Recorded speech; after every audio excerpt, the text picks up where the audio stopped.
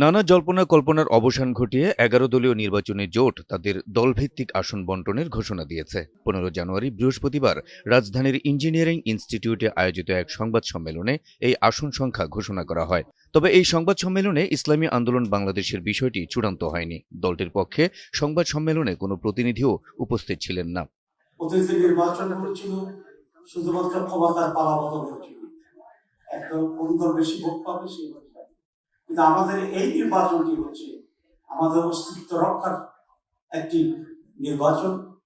সংবাদ সম্মেলনে বক্তব্য রাখেন ১১ দলীয় নির্বাচনী ঐক্যের অন্যতম নেতা জামায়াতে ইসলামীর নায়েবে আমির আব্দুল্লাহ মোহাম্মদ তাহের। তিনি বলেন, আসন্ন জাতীয় নির্বাচন হবে নতুন বাংলাদেশ গড়ার নির্বাচন। বাংলাদেশের নির্বাচনী ইতিহাসে আগে কখনো এতগুলো দল একত্রিত হয়ে এত বড় জোট গঠন করেনি। এই ঐক্য ভবিষ্যতে একটি মডেল হিসেবে ঐতিহাসিক ভূমিকা পালন করবে বলেও মন্তব্য করেন তিনি। এতগুলি দল নানা ফিলোসফি বিশ্বাস করে একসাথে এত বড় জোট তৈরি হয়, সব মতকে ধারণ করেছে।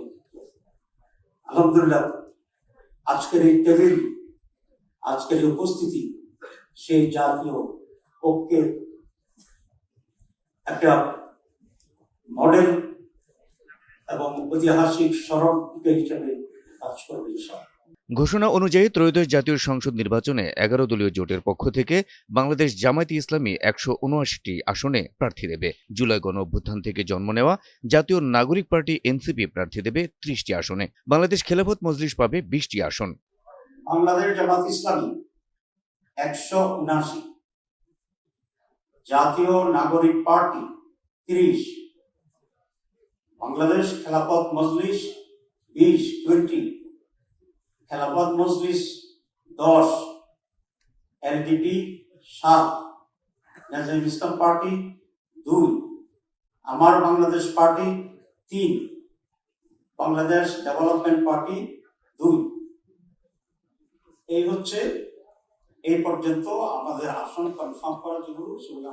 জোটের অন্যান্য শরিকদের মধ্যে খেলাফত মজলিস 10টি, লিবারেল ডেমোক্রেটিক পার্টি এলডিপি 7টি, আমার বাংলাদেশ পার্টি তথা এবি পার্টি 3টি, বাংলাদেশ ডেভেলপমেন্ট পার্টি বিডিপি 2টি এবং নিজামে ইসলাম পার্টিকে দেয়া হয়েছে 2টি আসন। আজকের সংবাদ সম্মেলনে সব মিলিয়ে 253 আসন জোটের শরিকদের মধ্যে বণ্টন করা হয়। আমাদের আরো যারা শরিক আছে আমরা আশা করি ওনারা এখানে ঐক্যমত্যের ভিত্তিতে ওনারাও আমাদের সাথে থাকবেন।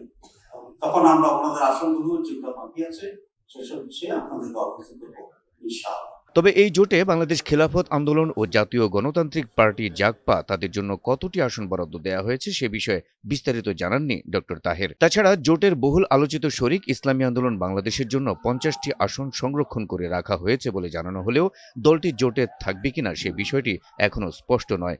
জানা গেছে, নিজেদের অবস্থান স্পষ্ট করতে 16 জানুয়ারি শুক্রবার বিকেল 3টায় সংবাদ সম্মেলন করবে ইসলামী আন্দোলন বাংলাদেশ।